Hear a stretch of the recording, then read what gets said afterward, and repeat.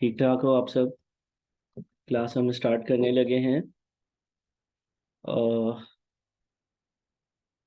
हम class start करें इससे पहले काइंडली आप सब जो है वो मुझे अपडेट कर दें कि आप लोगों ने जो है ना वो कवरेज कितनी कर ली।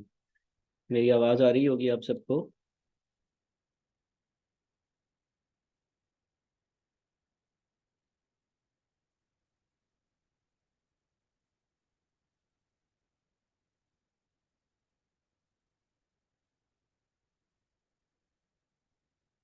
अच्छा जी, अस्सलाम वालेकुम। ज्वाइन कर रहे हैं बच्चे हमें। तो मैं 2 मिनट ज़रा सब्र करता हूँ। और 2 मिनट में जैसे ही सब ज्वाइन कर लेते हैं इंशाल्लाह हम अपनी क्लास को स्टार्ट करते हैं। आप सबसे ये रिक्वेस्ट है कि काइंडली आप लोग जो है ना वो व्हाट्सएप पर अपनी अटेंडेंस भी मार्क कर दें। ठीक है। और मुझे अपडेट भी कर दें कि कितनी कवरेज आप लोगों ने अभी तक कर लिया। सही है जी। मेरी आवाज़ आ रही है सबको? मेरी आवाज़ आ रही है सबको? काइंडली मुझे चैट बॉक्स में लिख कर बताइएगा। आप सबको मेरी आवाज़ आ रही है?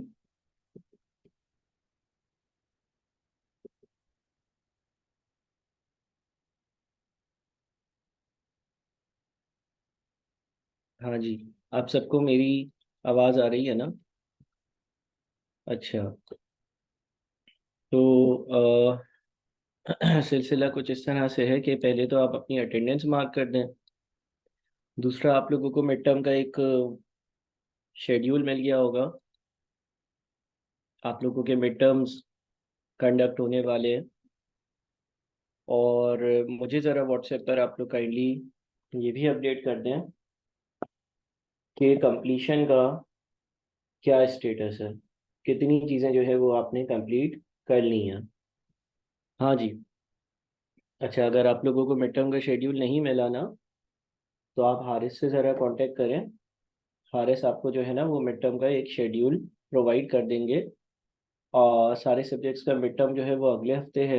यानी कि अब जो मंडे आएगा उस दिन से आपका मिड टर्म है। सही है। और दूसरा, मुझे आप लोग सब पहले तो ये बता दो भाई, पिछले लेक्चर्स जितने भी थे उसका क्या स्टेटस है। कितनी कंप्लीशन हो गई है, अगर कुछ बाकी है तो क्या बाकी है, और अगर कंप्लीट हो गया है तो कितना कंप्लीट हो गया है, काइंडली मुझे जल्दी से बताओ। मेरे हिसाब से अब सीवीपी पूरा हो जाना चाहिए था। और सीवीपी के अलावा हमने क्या किया था, लेबर और लर्निंग कर्व वगैरह ना। तो क्या वो सारी चीज़ें आपकी मुकम्मल तौर पर पूरी हो गई हैं या नहीं हुई हैं? काइंडली मुझे जल्दी से बताओ प्लीज़, ताकि हम फिर मज़ीद आगे की पढ़ाई शुरू करें। ठीक है। आमिर, जलाल, मोहम्मद, उसामा, नायाब, आप सबसे मैं कह रहा हूँ कि आप लोग मुझे जो है वो अपडेट करो कि कितनी कंप्लीशन आप लोगों की हो गई है, क्योंकि अब हमें अगले चैप्टर्स पर जाना है। और जाहिर है अब हम पिछले चैप्टर्स पर मज़ीद अपना और टाइम इन्वेस्ट नहीं करेंगे, बल्कि हम आगे की चीज़ें जो है वो डिस्कस करेंगे। और मुझे अगर अंदाज़ा, ठीक है, नायाब आपने 70% कर लिया। इसी तरह से दूसरे बच्चे भी चैट बॉक्स में मुझे जो है वो मेंशन करके ज़रा जल्दी से बताओ कि जो पिछली चीज़ें थी वो कितनी परसेंट आप लोगों ने कंप्लीट कर ली हैं। आप लोगों को जो है वो सीवीपी की बहुत सारी कवरेज मैंने करने को दी थी। और लेबर कॉस्टिंग, लर्निंग कर्व वगैरह ये सारी चीज़ें थी ना। तो आप लोग ने कितना कवर कर लिया है, कितना बाकी है? आमिर, आपने भी रिप्लाई कर दिया है। इसी तरह से जितने भी दूसरे बच्चे हैं काइंडली मुझे जल्दी से ये रिप्लाई करें, मुझे ये बताएं कि कितना पेंडिंग है, कितना कंप्लीट है, ताकि मुझे समझ आए कि भाई आगे अब मुझे किस तरह से जाना है और किस हिसाब से कवरेज जो है वो मज़ीद आगे करनी है। ठीक है जी। तो जल्दी से मुझे बताएं। थोड़ा बहुत रहता है। अच्छा। अच्छा, कब तक कंप्लीट हो जाएगा ये भी बता दें, ताकि मुझे ये भी अंदाज़ा हो कि भाई मुझे अब आगे जो है ना वो किस तरह से जाना है। ठीक है ना। तो ये भी ज़रूर बताना कि कब तक आप जो है वो बचा हुआ जो भी अब बच गया है आप लोगों का, वो कवर कर लोगे। सही है जी। जल्दी जल्दी बताओ।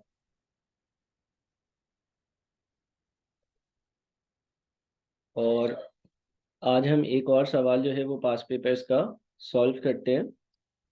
सीवीपी एनालिसिस का ही सवाल है। ठीक है जी।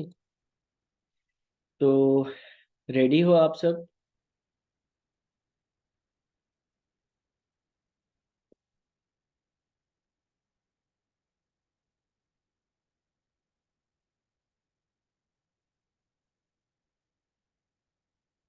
हाँ जी।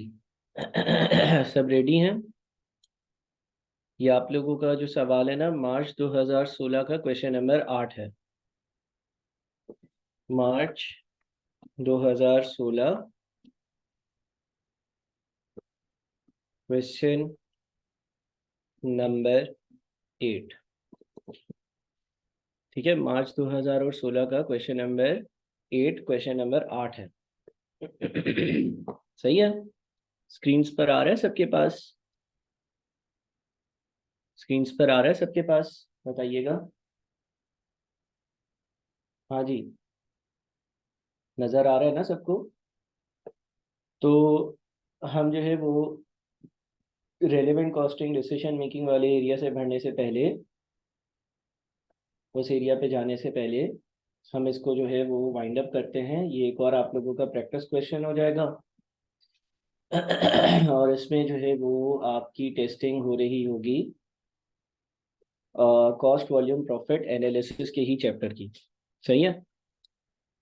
पहले मैं आप लोगों को देता हूँ 10 minutes to read entire question properly and try and solve it. ठीक है। जैसे कि मैं हर बार करता हूँ कि शुरू का कुछ टाइम मैंने आप लोगों को दिया होता है, ताकि आप लोग जो है वो सवाल को रीड करो, समझो, उसको सॉल्व करने की कोशिश करो। और उसके बाद फिर मैं इंशाल्लाह आप ये जो सवाल है इसको सॉल्व कर कर आप लोगों को दूंगा। तो पहले 10 मिनट मैं आप लोगों को देता हूँ। आप लोग जो है वो 10 मिनट में इस सवाल को ज़रा अच्छे से रीड करें, और फिर मैं इसको सॉल्व करना स्टार्ट करूँगा। क्लियर है भाई? किसी को कोई डाउट है, कोई कंफ्यूजन?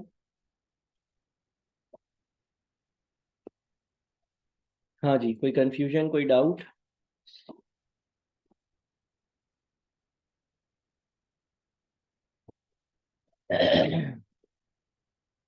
सही है। आप लोग इसकी पिक्चर लेकर, एक बच्चा जो है ना पिक्चर लेकर ग्रुप पे भी शेयर कर दो। एक बच्चा इसकी पिक्चर लेकर ग्रुप पर भी शेयर कर दो, और इसको सॉल्व करना स्टार्ट करो। रेडी हो जाओ। 9:14 हो रहा है। 9:25 पे मैं सॉल्व करवाना स्टार्ट करूंगा। ठीक है, चलो।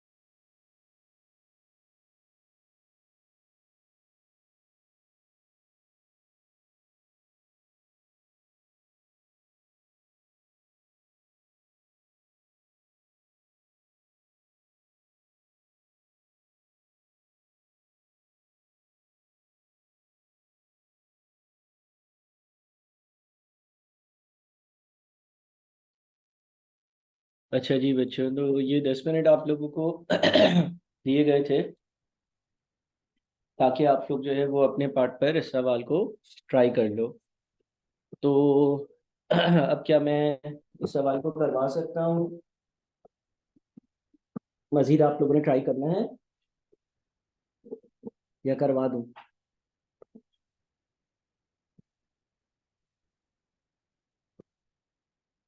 क्या बोलते हो भाई? मजीद अभी भी ट्राई करना है आपने ये सवाल, या मैं करवा दूँ? हाँ जी, काइंडली मुझे कंफर्म करना। जितने भी ऑनलाइन बच्चे हैं, करवा दूँ इस सवाल को सॉल्व, या अभी भी आप लोग ट्राई कर रहे हो? हेलो, मेरी आवाज़ आ रही है सबको?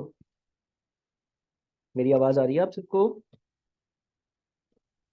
आवाज़ क्लियर है? स्क्रीन क्लियर है? आवाज़ और स्क्रीन दोनों सही हैं?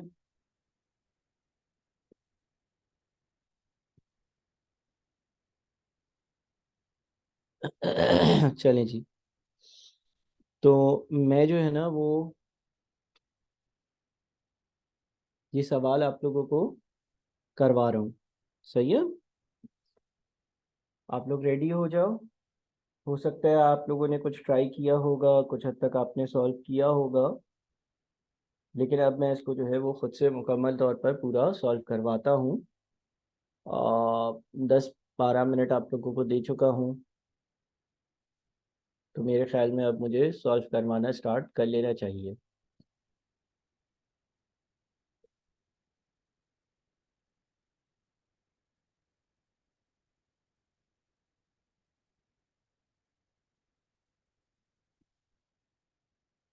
अच्छा जी।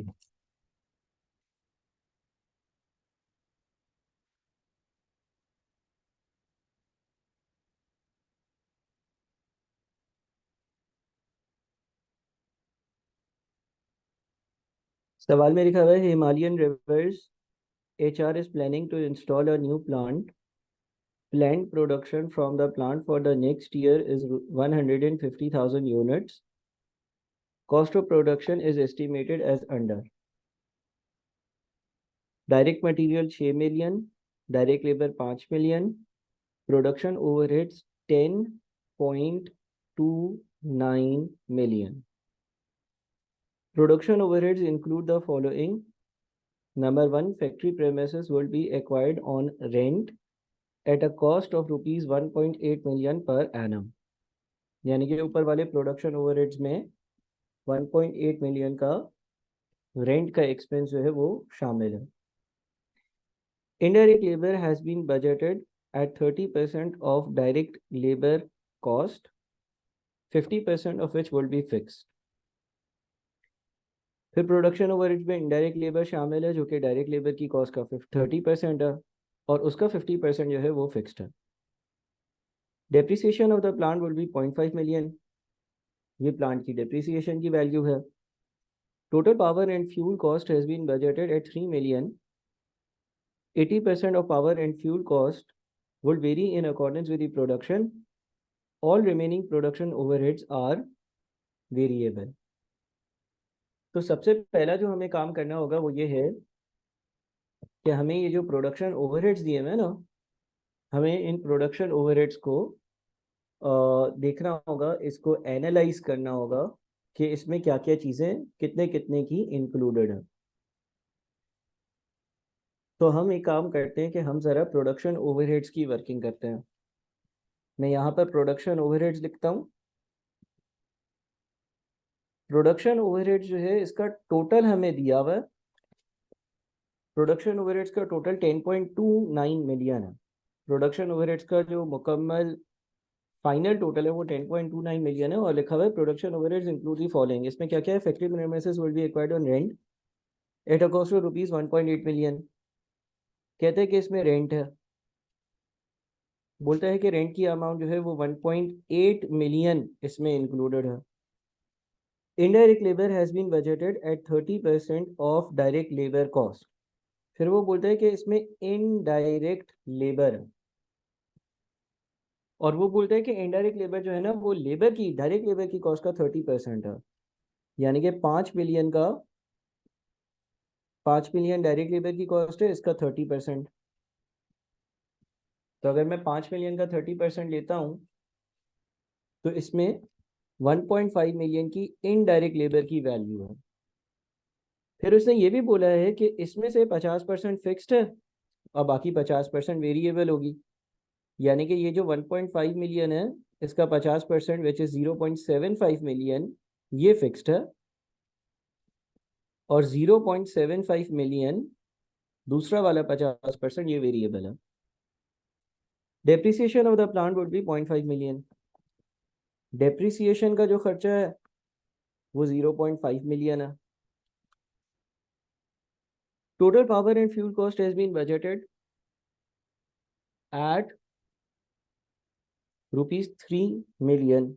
इसमें पावर एंड फ्यूल भी है, वो 3 मिलियन है।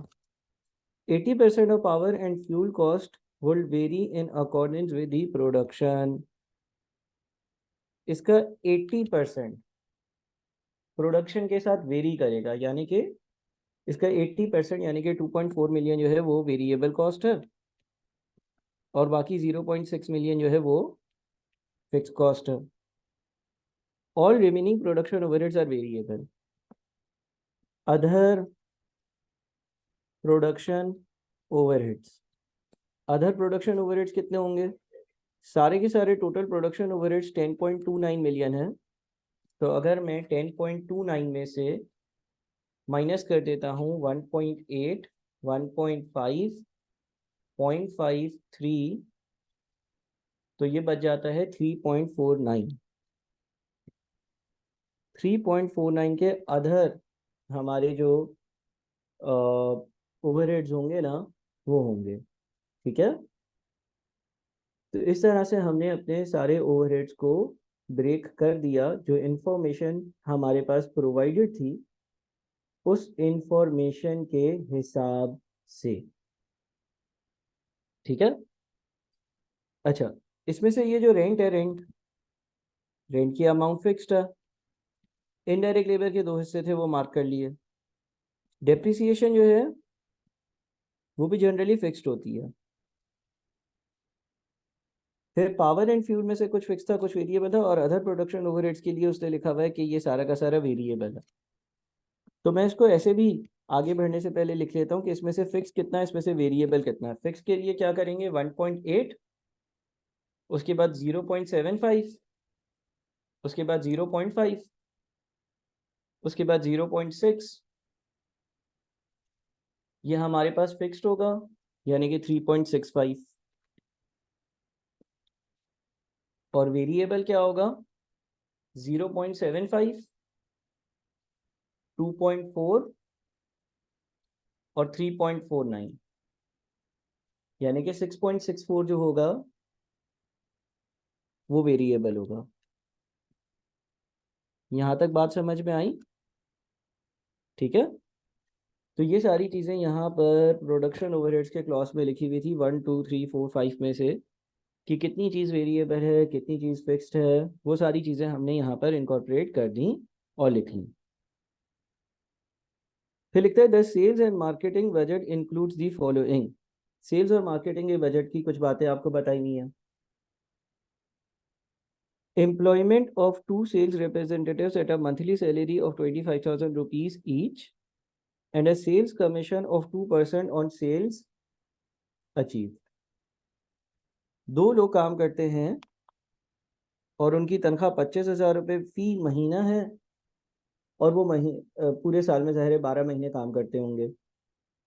सही है, और उनको सेल्स का 2% एक कमीशन भी दिया जाता है।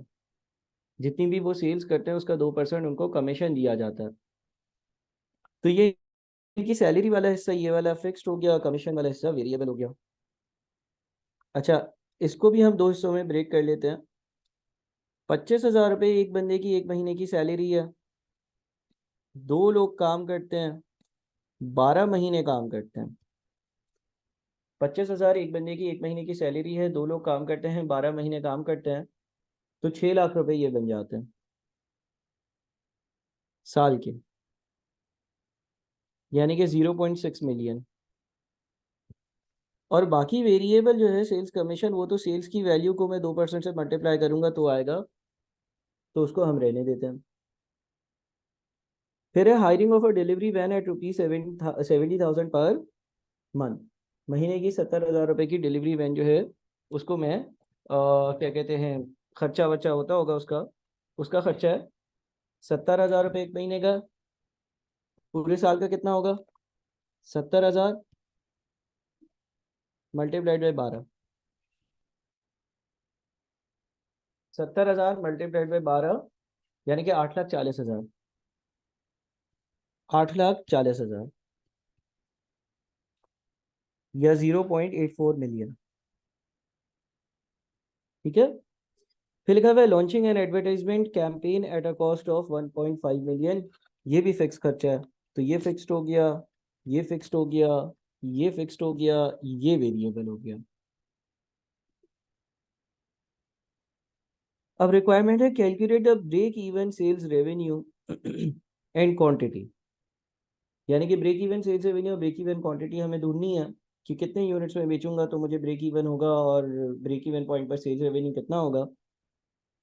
For the next year, if HR expects to earn a contribution margin of 40% on sales, अगर HR यानी कि ये जो कंपनी है इसको लगता है कि इसको अगले साल जो कंट्रीब्यूशन मार्जिन मिलेगा वो सेल्स का 40% मिलेगा, net of 2% sales commission. Net of 2% sales commission का मतलब ये है कि सेल्स का कमीशन माइनस करने के बाद, सेल्स का कमीशन माइनस करने के बाद, अगर मैं कोई सेल्स कमीशन पे कर रहा हूँ, वो सेल्स कमीशन माइनस करने के बाद जो सेल्स होगी उस पर 40% की मेरी कंट्रीब्यूशन बनती होगी, ये कहना चाह रहा है। अच्छा, अगर मुझे ब्रेक इवन पॉइंट चाहिए होता है in terms of sales revenue, या ब्रेक इवन टर्म्स पॉइंट चाहिए होता है इन टर्म्स ऑफ क्वांटिटी, अभी नीचे वाले क्लॉज को हम लोग थोड़ी देर इग्नोर करते हैं, तो हमें दोनों के फॉर्मूले पता हैं। हमें एक्चुअली करना क्या पड़ेगा, अगर मुझे break even point in terms of quantity चाहिए ना, तो मुझे फिक्स कॉस्ट को डिवाइड करना पड़ेगा कंट्रीब्यूशन पर यूनिट से। और अगर break even in terms of sales revenue चाहिए तो या तो ब्रेक इवन इन यूनिट्स को मल्टीप्लाई कर दूंगा सेलिंग प्राइस से, या फिर फिक्स कॉस्ट को डिवाइड कर दूंगा CS रेशो से। तो इन एनी केस जो एक चीज मुझे चाहिए होगी वो मेरी फिक्स कॉस्ट की वैल्यू है। मुझे मेरी फिक्स कॉस्ट की वैल्यू जो है ना वो दोनों जगह नीडेड होगी। तो सबसे पहला काम हम ये करते हैं कि हम अपनी फिक्स कॉस्ट देख लेते हैं कि क्या हमने फिक्स कॉस्ट लिख ली है सारी। देखो हमारे पास प्रोडक्शन ओवरहेड्स में फिक्स कॉस्ट थी 3.65। ठीक है। प्रोडक्शन ओवरहेड्स जो थे, प्रोडक्शन ओवरहेड्स की हमारी फिक्स कॉस्ट थी 3.65, और जो सेलिंग एंड मार्केटिंग वगैरह वाले खर्चे उसमें 0.6 मिलियन एक हो गया, 0.84 मिलियन दूसरा हो गया, और 1.5 मिलियन तीसरा हो गया। तो अगर मैं सेल्स एंड मार्केटिंग की बात करूं, तो सेल्स एंड मार्केटिंग में मेरे पास 0.6, 0.84 और 1.5, इन तीनों को अगर मैं ऐड करता हूं तो 2.94 बनता। ठीक है जी। 0.6, 0.84 और 1.5 जो है वो 2.94 बनता। तो मेरी टोटल टोटल जो फिक्स कॉस्ट है, कंपनी की कुल फिक्स कॉस्ट 3.65 और 2.94, यानी कि ये बन जाएगी 6.59। 6.59 ये कंपनी की टोटल, ये कंपनी की टोटल फिक्स्ड कॉस्ट है। ये कंपनी की मुकम्मल टोटल फिक्स कॉस्ट है। ये कंपनी की टोटल फिक्स कॉस्ट है। एक तो ये सिंपल सी वर्किंग हमने कर ली। ठीक है, कि हमने कंपनी की टोटल जो फिक्स कॉस्ट है ना, मुकम्मल तौर पर जो कंपनी की फिक्स कॉस्ट होनी चाहिए, वो फिक्स कॉस्ट हमने मालूम कर ली। यहाँ तक क्लियर है भाई चीजें? कोई मसला है? अच्छा, अब हम वेरिएबल कॉस्ट की बात करते हैं। अब हम वेरिएबल कॉस्ट की बात करते हैं। वेरिएबल कॉस्ट, ठीक है जी। अब अगर हम वेरिएबल कॉस्ट की बात करते हैं तो अभी कंपनी 150,000 यूनिट्स जो है वो बना रही है। अभी कंपनी 1.5 लाख यूनिट्स बना रही है। और अभी की कंपनी की जो वेरिएबल कॉस्ट है वो क्या क्या है भाई? डायरेक्ट मटेरियल है, जो कि सवाल में लिखा हुआ है 6 मिलियन। डायरेक्ट लेबर है, ये भी वेरिएबल होता है, जो कि लिखा हुआ है 5 million. Production overheads, production overheads में से 6.64, प्रोडक्शन ओवरहेड्स में से 6.64 वेरिएबल है। प्रोडक्शन ओवरहेड्स में से 6.64 जो है ना वो वेरिएबल है। प्रोडक्शन ओवरहेड्स में से 6.64 जो है वो वेरिएबल है। सही है। और फिर एक और वेरिएबल कॉस्ट है, और वो है सेल्स कमीशन, जो कि सेल्स जितनी भी होगी उसका 2% है। अब इस सवाल में सारा का सारा मसला जो है ना वो ये वाली चीज है। ठीक है। तो इसको कैसे डील करना है वो हम देखते हैं, लेकिन इसके अलावा और कोई वेरिएबल कॉस्ट नजर नहीं आ रही। अच्छा, अब जरा हम ये जो बात लिखी हुई है ना इसको जरा हम डिस्कस करेंगे कि आखिर यहाँ पर ये जो कंट्रीब्यूशन मार्जिन 40% लिखा हुआ है, और फिर आगे लिखा हुआ है net of 2%, net of 2% sales commission, आखिर इसका क्या मतलब है? इसको समझने के लिए हम थोड़ा सा टाइम लगाएंगे, इसको समझेंगे, इसको समझने की कोशिश करेंगे, और इंशाल्लाह कामयाबी से इसको समझ लेंगे। कुछ टाइम लगेगा।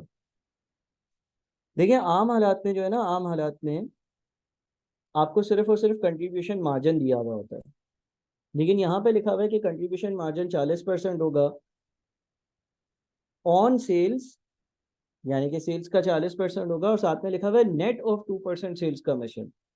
नेट ऑफ 2% सेल्स कमीशन का मतलब यह है कि सेल्स का 2% का जो कमीशन आपने उन लोगों को, मार्केटिंग वालों को देना है, वो देकर जो आपके पास सेल्स रेवेन्यू की वैल्यू बच जाएगी उसका 40% कंट्रीब्यूशन की वैल्यू होगी। अब जरा इसको समझते हैं। देखिए, नॉर्मल सर्कमस्टांसेस में क्या होता है? Example number one, normal circumstances में क्या होता है? एग्जाम्पल नंबर वन, लेट से किसी कंपनी का सेल, किसी कंपनी के एक यूनिट की सेलिंग प्राइस है 100 रुपये, और उसका सी एस रेशियो जो है ना सवाल में 40% दिया हुआ है। ठीक है। और लेट से हम यहाँ पर कुछ यूनिट्स लिख लेते हैं, 1, 2, 3। हम सेल्स रेवेन्यू लिखते हैं, एक यूनिट पर 100 रुपये होगा, 2 यूनिट्स पर 200 रुपये होगा, 3 यूनिट्स पर 300 रुपये होगा। वेरिएबल कॉस्ट माइनस होगी इसमें से, और फिर कंट्रीब्यूशन की वैल्यू आ जाएगी। अच्छा, अगर आपका सी एस रेशो 40% है, अगर आपका सी एस रेशो 40% है, अगर आपका कंट्रीब्यूशन टू सेल्स का रेशो 40% है, तो आम हालात में इसका मतलब ये होता है, आम हालात में इसका मतलब ये होता है कि 100 रुपये की मेरी जो सेल्स रेवेन्यू की वैल्यू है, इसका 40% कंट्रीब्यूशन होगी। 200 रुपये की अगर मेरी सेल्स रेवेन्यू की वैल्यू है तो उसका 40% कंट्रीब्यूशन होगी। 300 रुपये मेरी अगर सेल्स रेवेन्यू की वैल्यू है तो उसका 40% यानी कि 120 रुपये मेरी कंट्रीब्यूशन की वैल्यू होगी। और वेरिएबल कॉस्ट होगी 60, 120, 180। ये बात तो क्लियर है ना? प्यारे बच्चों, चैट बॉक्स में ज़रा पार्टिसिपेशन शो करें लाजमी तौर पर। मुझे बताएं, इस बात में तो कोई मसला नहीं है ना कि आम हालात में ऐसा होता है? सही है, आम हालात में ऐसा होता है। अब आते हैं एग्जाम्पल नंबर 2 पर, जिसमें हमारे पास सेल्स कमीशन भी हो। एग्जाम्पल नंबर 2 पर आते हैं जिसमें हमारे पास सेल्स कमीशन भी हो। मैं वापस से यहाँ पर सेलिंग प्राइस लिखता हूँ, सेलिंग प्राइस लिख लेता हूँ 100 रुपये, और मैं लिख लेता हूँ सेल्स कमीशन, और मैं ये मेंशन करता हूँ कि जो सेल्स कमीशन है ना वो 2% ऑफ सेल्स रेवेन्यू या 2% ऑफ सेलिंग प्राइस है। ठीक है। और मैं ये लिखता हूँ कि जो सी एस रेशो है ना, जो CS रेशो है वो है 40%। और मैं साथ में सवाल की तरह लिख देता हूं नेट ऑफ 2% सेल्स कमीशन। इसका मतलब है कि सेल्स का कमीशन माइनस करने के बाद, सेल्स का कमीशन माइनस कर लेने के बाद जो नेट अमाउंट बचेगा कंट्रीब्यूशन, उसका 40% होगा। इस केस में अगर मैं यहां पर यूनिट्स लिख दूं 1 2 3, सेल्स रेवेन्यू लिखूं तो एक यूनिट 100 का, 2 यूनिट्स 200 के, और 3 यूनिट्स 300 के होंगे। फिर होगा सेल्स कमीशन। सेल्स कमीशन होगा 100 का 2%, 2 रुपए का कमीशन दिया। 200 का 2%, 4 रुपए का कमीशन दिया। 300 का 2%, 6 रुपए का कमीशन दिया। जब मैंने ऐसा करा तो मेरे पास net of sales commission, sales revenue आ गया जो कि 98 होगा, 196 होगा और 294 होगा। ठीक है, इसको कहते हैं net of sales commission, sales revenue.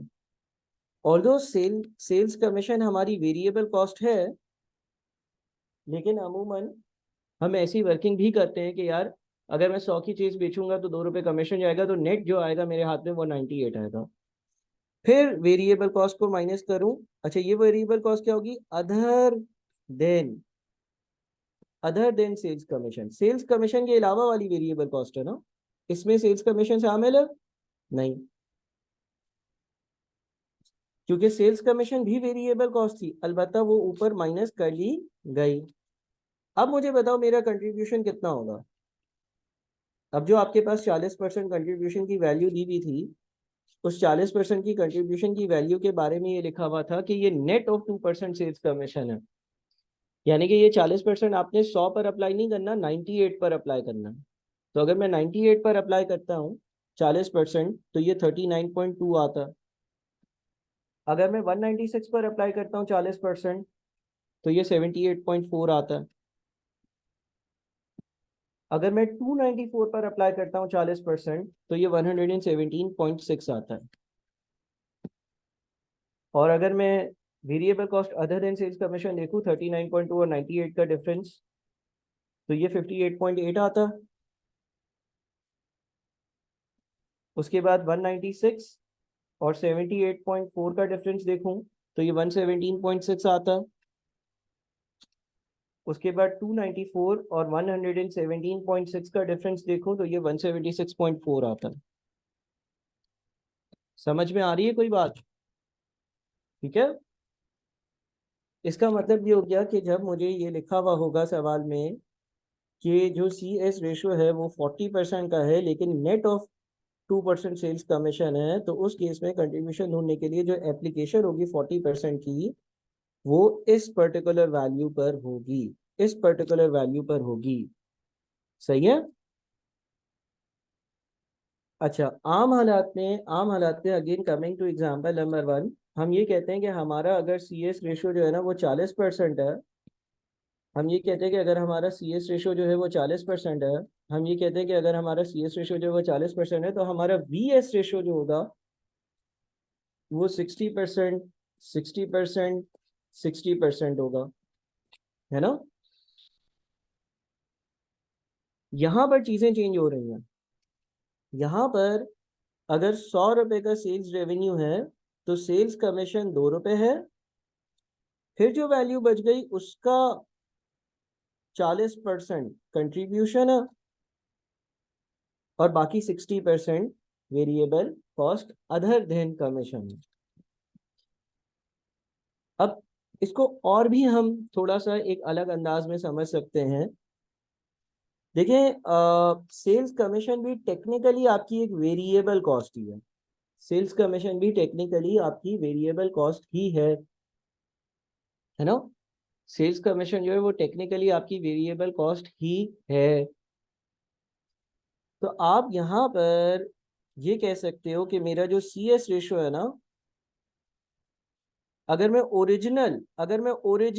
Original sales revenue पर अप्लाई करता, नेट ऑफ 2% सेल्स कमीशन नहीं, वो वाला CS रेशियो जो मैं ओरिजिनल सेल्स पर अप्लाई करता वो कितना होता बताओ। 100 का कितना परसेंट 39.2 बनता, 100 का कितना परसेंट 39.2 बनता सर, 39.2%।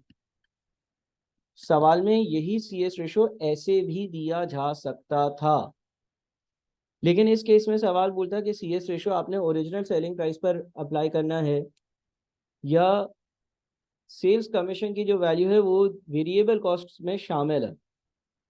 बात समझ में आ रही है? ओरिजिनल सेलिंग प्राइस का 39.2% बन रहा है, ओरिजिनल सेलिंग प्राइस का 39.2% बन रहा है, और variable cost to sales ratio original sales की मैं ओरिजिनल सेल्स की बात कर रहा हूँ। ओरिजिनल सेल्स का कितना परसेंट हमारी वेरिएबल कॉस्ट है, 2 एंड 58.8 कर दो, यानी कि 60.8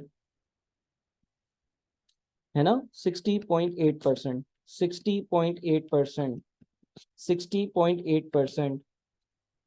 और मैं ये कहना चाह रहा हूँ कि ये जो वेरिएबल कॉस्ट है इसमें इंक्लूड्स कमीशन, ऐसा लिखा हुआ, इंक्लूड्स कमीशन। कुछ समझ में आया? ठीक है, यानी कि 100 का कितना परसेंट मेरी वेरिएबल कॉस्ट होती है जिस वेरिएबल कॉस्ट में कमीशन भी शामिल होता है। मिसाल के तौर पर अगर ये 60.8% है तो 60.8% का मतलब ये है कि 100 का 60.8% मेरा कमीशन और अदर वेरिएबल कॉस्ट होगी, या 200 का 60.8% मेरा सेल्स कमीशन और वेरिएबल कॉस्ट होगी, या 300 का 60.8% मेरा कमीशन और वेरिएबल कॉस्ट होगी। ये मैंने वैल्यूज जो है ना ये इस तरह से लिखी हैं कि ओरिजिनल सेलिंग प्राइस का कितना कितना परसेंट क्या क्या चीजें हैं। ठीक है, फॉर एग्जांपल तीसरे केस में हमारे पास अगर सेल्स रेवेन्यू 300 है, 300 का अगर हम लोग 60.8% लेते हैं, 300 का अगर आप लोग 60.8% लेते हो, 300 का 60.8% कितना बनता, 182.4 बन जाता है। 182.4 में क्या है, 182.4 को अगर आप एनालाइज करोगे तो 6 रुपये आपका कमीशन है और बाकी 176.4 जो है वो आपकी वेरिएबल कॉस्ट है। बात समझ में आई? ठीक है, खैर इस सवाल में हमारे पास CS रेशियो जो दिया हुआ था वो CS रेशियो दिया हुआ था 40% net of 2% sales commission. Sales commission को माइनस कर लेने के बाद, सेल्स कमीशन को माइनस कर लेने के बाद जो वेरिएबल कॉस्ट है, जो नेट ऑफ सेल्स रेवेन्यू है, उसका 40% मेरी कंट्रीब्यूशन होती है। ये एक कॉन्सेप्ट इस सवाल में था और अब इसको हमें यूज करना होगा। क्लियर है? कोई मसला? अच्छा, अब ये जो हम सवाल अभी सॉल्व कर रहे हैं इसको सॉल्व करने के मुख्तलिफ तरीके हैं। जो अभी हम सवाल डिस्कस कर रहे हैं, पहले तो ये चीज़ समझना बड़ा ज़रूरी थी। अब इस सवाल को सॉल्व करने के मुख्तलिफ तरीके हैं। देखो हमारे पास, हमने जब सवाल का पूरा डेटा देखा तो हमारे पास फिक्स कॉस्ट आ गई और हमारे पास वेरिएबल कॉस्ट आ गई, हमारे पास वेरिएबल कॉस्ट आ गई। अच्छा, इस वेरिएबल कॉस्ट में कमीशन शामिल नहीं है, इस वेरिएबल कॉस्ट में कमीशन शामिल नहीं है, इस वेरिएबल कॉस्ट में कमीशन शामिल नहीं है। ठीक है, वैसे ये बनती कितनी है, 6, 5, 6.64, ये बनता है 17.64 मिलियन, 17.64 मिलियन। ये वो वाली वेरिएबल कॉस्ट है जो कि अदर देन सेल्स कमीशन है, ये वो वाली वेरिएबल कॉस्ट है जो अदर देन सेल्स कमीशन है। सेल्स कमीशन के अलावा, सेल्स कमीशन के अलावा वाली वेरिएबल कॉस्ट है और वो 17.64 मिलियन आ रही है। ठीक है, अब इस सवाल को सॉल्व करने के बहुत सारे तरीके हैं। अच्छा, ये कितने यूनिट्स की है, ये 150,000 यूनिट्स की है ना, ये 150,000 यूनिट्स की है। तो हम एक काम करते हैं, हम इस सवाल को सॉल्व करने के मुख्तलिफ तरीके हैं ना। हम मेथड नंबर 1 पर जाते हैं। Method number 1, variable cost other than sales commission 17.64 million. तो variable cost per unit other than sales commission कितना होगा? 17.64 मिलियन जो है ना, इसको पहले तो थाउजेंड थाउजेंड से यानी कि 6 जीरो से मल्टीप्लाई करो ताकि ये पूरा नंबर्स में आ जाए। और ये 150,000 यूनिट्स का है, तो पर यूनिट निकालने के लिए 150,000 से डिवाइड कर दो। तो एक यूनिट की जो वेरिएबल कॉस्ट आ रही है ना, वेरिएबल कॉस्ट पर यूनिट, वो 117.6 पर यूनिट है। ये बात समझ में आई? ठीक है।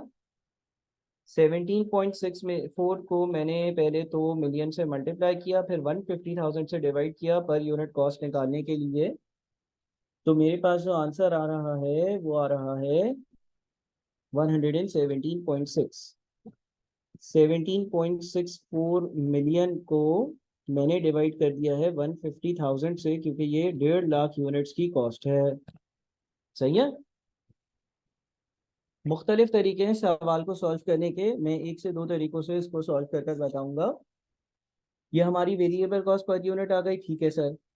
अच्छा, अब इसको ज़रा फोकस अगर हम करें तो होता क्या है, अगर एक यूनिट की बात करें तो एक यूनिट की जो सेलिंग प्राइस होगी उसमें से सेल्स कमीशन माइनस होगा।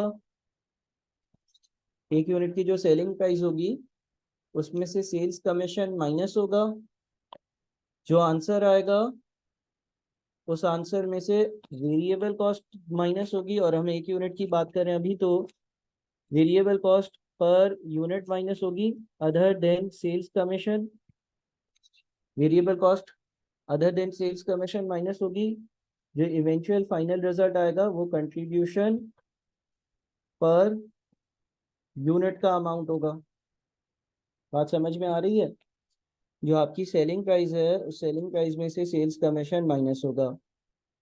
सेल्स कमीशन माइनस होगा, जो आंसर आएगा उसमें से variable cost per unit minus होगी। अब ये सारी की सारी वेरिएबल कॉस्ट माइनस हो गई, तो एंड रिजल्ट जो आएगा वो कंट्रीब्यूशन पर यूनिट की वैल्यू आएगी।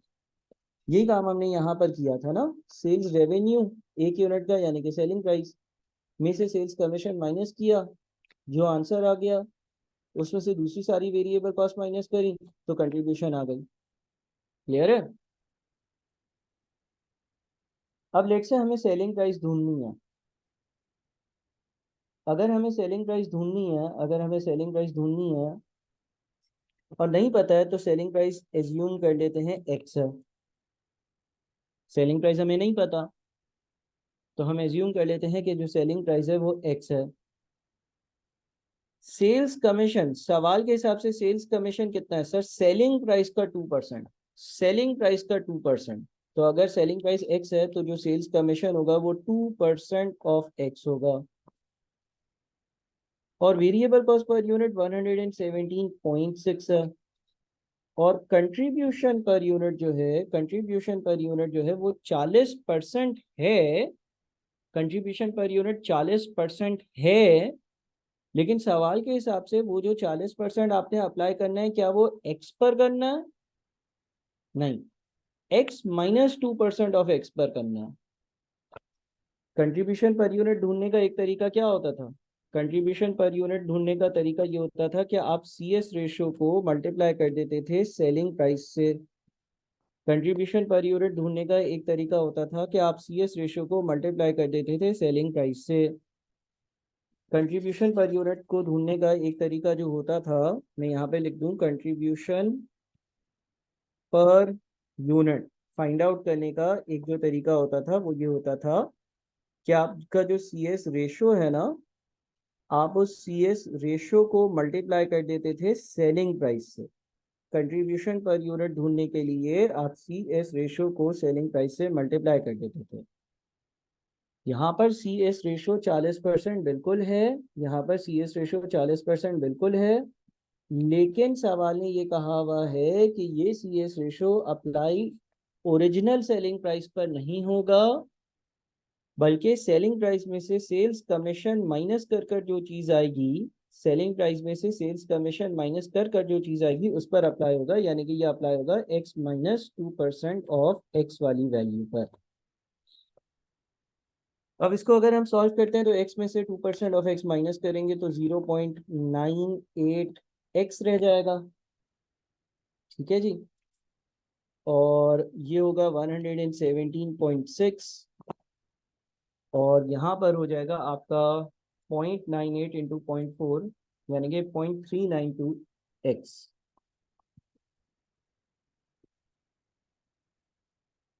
फिर 117 सीधे हाथ पर आ जाएगा, और 0.98 में से 0.392 अगर हम माइनस कर देते हैं तो 0.588x बचेगा। बहुत ज़्यादा अच्छा सवाल है ये, मैथ्स मैथ्स आपकी अच्छी होनी चाहिए। ठीक है, और x की वैल्यू क्या आएगी? x की वैल्यू 117.6 डिवाइडेड बाई 0.588, यानी कि 200 आ रही है। ये हमने निकाल ली सेलिंग प्राइस, क्योंकि ये x की वैल्यू है ना। फाइनली अब इस सवाल में बहुत ज़्यादा क्लैरिटी आ गई। इसका मतलब आपकी एक यूनिट की जो सेलिंग प्राइस है वो 200 है, आप उस पर जो सेल्स कमीशन पे करते हो 200 का 2%, 200 का 2% यानी कि 4 रुपये पे करते हो।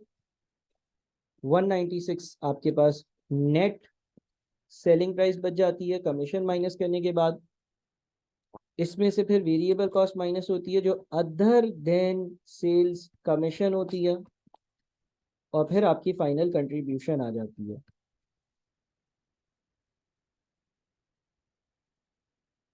अच्छा, जो variable cost other than sales commission है वो 117.6 है, तो अगर मैं 196 में से 117.6 माइनस करता हूँ तो मेरे पास 78.4 बच जाता है कंट्रीब्यूशन पर यूनिट। ठीक है, और जो ऊपर रेशियोज दिए हुए थे ना वो भी आप इससे फिगर आउट कर सकते हो। देखो, अगर आप 78.4 को नेट ऑफ सेल्स कमीशन जो सेलिंग प्राइस है उससे डिवाइड करोगे और 100 से मल्टीप्लाई करोगे, तो ये 78.4 डिवाइडेड बाई 196 इंटू 100, ये आपका 40% ही आ रहा होगा जो सवाल में दिया हुआ था, ये सवाल में आपको दिया हुआ था। ठीक है, तो इस तरह से हमारे पास सेलिंग प्राइस आ गई, सेल्स कमीशन सेलिंग प्राइस का 2% यानी कि 4 रुपये है, फिर जो वैल्यू बच जाती है उसमें से अदर वेरिएबल कॉस्ट माइनस होती है, और फिर हमारे पास कंट्रीब्यूशन आ जाता है। क्या ये बात क्लियर है? जी जनाब, क्या ये बात समझ आ रही है? सही है। तो इस तरह से आपके पास जो कंट्रीब्यूशन है, अगर net of selling price, net of क्या कहते हैं, नेट ऑफ सेल्स कमीशन पर अप्लाई किया जाए तो 40% है, और कंट्रीब्यूशन वैसे कितना है अगर सेलिंग प्राइस या सेल्स रेवेन्यू पर लिया जाए, तो ये है 78.4 डिवाइडेड बाई 200 इंटू 100, यानी कि 39.2%। ठीक है, देखो ये भी सी एस रेशो है, लेकिन ये सी एस रेशो क्या कहलाता है? C S ratio applied on net selling price, net of sales commission. और ये क्या है? ये सी एस रेशो है applied on original selling price, दोनों में फर्क है। ठीक है, अच्छा जी, अब हमसे उसने क्या पूछा था? हमसे उसने ये पूछा था calculate the break even sales revenue and quantity for the next year if HR expects to earn a contribution margin of 40% on sales. तो हमारी जो फिक्स कॉस्ट है वो 6.59 है। ठीक है, हम सीधा सीधा फॉर्मूला अप्लाई करते हैं। ब्रेक इवन पॉइंट का जो फॉर्मूला होता है ना, sorry, break even point in terms of sales revenue का जो फॉर्मूला होता है वो होता है fix cost divided by C S ratio. Fix cost ऊपर हमने कैलकुलेट करी है 6.59 मिलियन। 6.59 मिलियन ये हमने ऊपर फिक्स कॉस्ट कैलकुलेट करी थी, 6.59 मिलियन। अब सर क्या इसको हम 39.2% से डिवाइड करें या 40% से? अगर आप 40% से डिवाइड करोगे तो आपका नेट सेलिंग प्राइस का आंसर आएगा। अगर आप 39.2% से करोगे तो आपकी ओरिजिनल सेल्स रेवेन्यू की वैल्यू आएगी। मैं एक काम करता हूँ, पहले तो कर देता हूँ उसको 39.2% से डिवाइड। तो अगर मैं इसको 39.2% से डिवाइड कर देता हूँ, 39.2 ही आ रहा है ना, एक मिनट रुकिएगा जरा। हाँ, तो 6.59 डिवाइडेड बाई 39.2%, ये आ जाता है आपका तकरीबन 16.81122449 और अगर हम इसको डिवाइड कर देते हैं, अगर हम break even point in sales revenue चाहते हैं निकालना नेट ऑफ सेल्स कमीशन, तो फिर हम 6.59 को डिवाइड कर देंगे 40% से। अच्छा, इन दोनों को मैं अभी समझा भी देता हूँ, PNL बनाकर समझाता हूँ।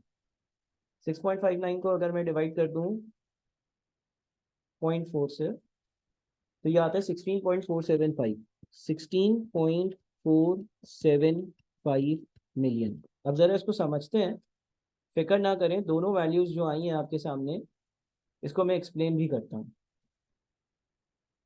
देखिए, पहले केस में आपने जो डिवीजन करा है ना, वो 39.2% से करा था, और ये ओरिजिनल वाली जो हमारी सेलिंग प्राइस थी ना, उससे CS रेशियो कैलकुलेट हुआ था, तो ये ग्रॉस सेल्स रेवेन्यू आ रहा है। कंपनी का प्रॉफिट एंड लॉस अकाउंट अगर ब्रेक इवन पॉइंट पर बनाया जाए तो वो कुछ इस तरह से नजर आएगा कि सबसे पहले सेल्स रेवेन्यू लिखा जाएगा, और 16.81122449 मिलियन। उसमें से माइनस होगा सेल्स कमीशन, जो कि ऊपर वाली वैल्यू का 2% होगा। आप कैलकुलेटर पर राउंडिंग ऑफ करे बगैर 2% कैलकुलेट करें तो ये आएगा 0.336622442244 फिर मैं अगर 16.81122449 में से आंसर को माइनस कर दूं, तो जो मेरे पास बच जाएगा वो net sales revenue after sales commission होगा।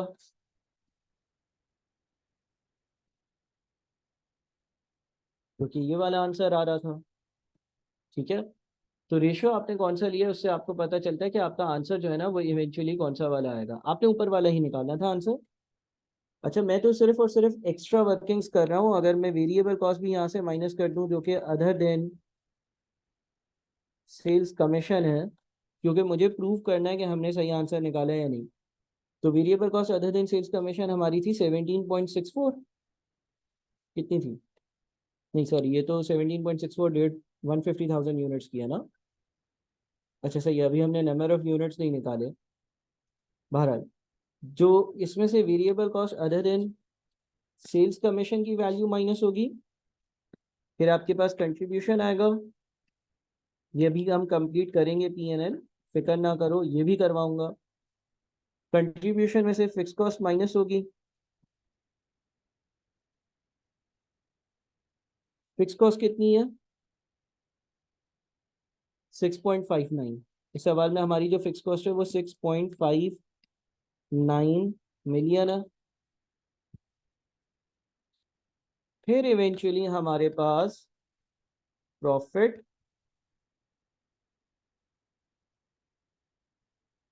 या लॉस आएगी। अच्छा, अब देखिए, हमने break even point sales revenue तो निकाल लिया, ब्रेक इवन पॉइंट का सेल्स रेवेन्यू तो निकाल लिया, अगर हमें यूनिट्स ढूंढने हो तो कैसे निकालेंगे सर? एक यूनिट की सेलिंग प्राइस आपने 200 निकाली है, एक यूनिट की सेलिंग प्राइस आपने 200 निकाली है, तो अगर आपने यूनिट्स ढूंढने के कितने यूनिट्स बनते हैं, तो 16811224449 डिवाइडेड बाई 200। ऊपर सेल्स रेवेन्यू है, नीचे सेलिंग प्राइस है, तो नंबर ऑफ यूनिट्स आ जाएंगे। तो आप 16811224449 को 200 से डिवाइड करेंगे ना, तो आपके पास 840561 यूनिट्स आ रहे होंगे। ये आपका दूसरा आंसर था। अगर मुझे यहाँ पे वेरिएबल कॉस्ट कैलकुलेट करनी हो तो आप यूनिट्स को मल्टीप्लाई कर दो 117.6 से, जो आपने variable cost per unit calculate करी है।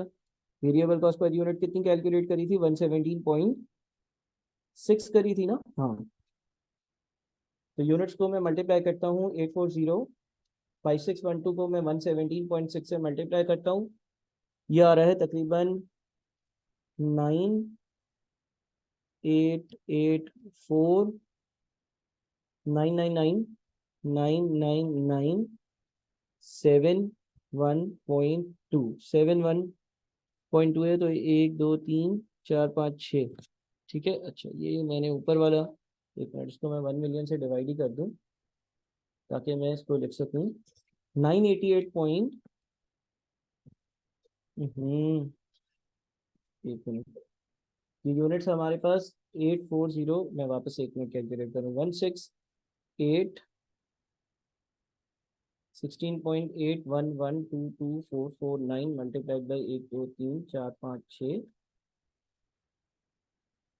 सही है, तो यहाँ पर एक डेसिमल है। अगर मैं इसको रुपीस में कन्वर्ट करता हूँ फिर 200 से डिवाइड करूंगा तो ये आ रहे हैं 84056 यूनिट्स।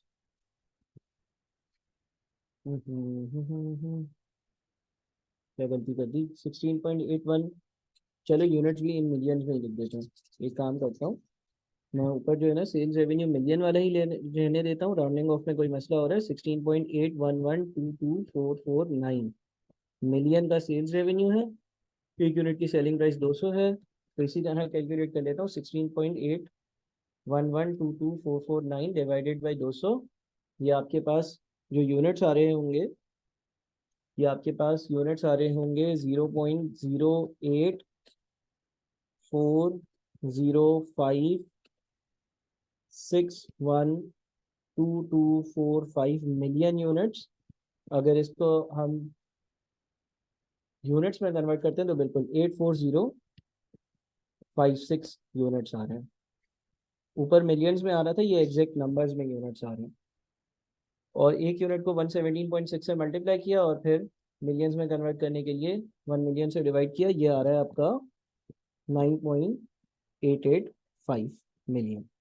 तो अगर मैं 16.475 में से माइनस कर देता हूँ 9.885, तो ये एग्जैक्टली 6.59 ही बचता है। और इसमें से आप माइनस कर दोगे अपनी फिक्स कॉस्ट, तो आप देखो जीरो पर आ जाओगे।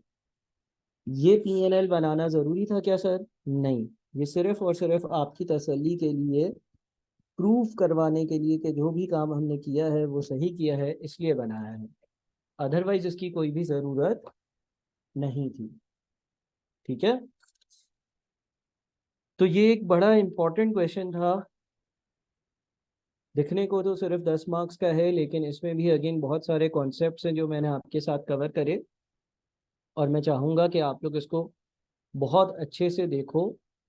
एक एक बात, एक एक चीज़, हर सवाल में कोई नई नई फनकारियाँ होती हैं, हर सवाल में कोई नई चीज़ होती हैं। अच्छा, ये इसको सॉल्व करने का मेथड नंबर 1 था। मैंने पहले सोचा था कि मैं मेथड नंबर 2 भी करूं, लेकिन आप मेथड नंबर 1 ही सीख लें, फिर हम किसी और सवाल में मेथड नंबर 2 पर भी जाएंगे, क्योंकि इस सवाल के इस मेथड में भी बहुत सारी ऐसी चीज़ें हैं कि जिसमें आपको टाइम लगाना पड़ेगा। ठीक है, लेकिन इसको अच्छे से देखिएगा, इसको बहुत अच्छे से बहुत अच्छे से बहुत अच्छे से दोबारा आपने सॉल्व करना होगा।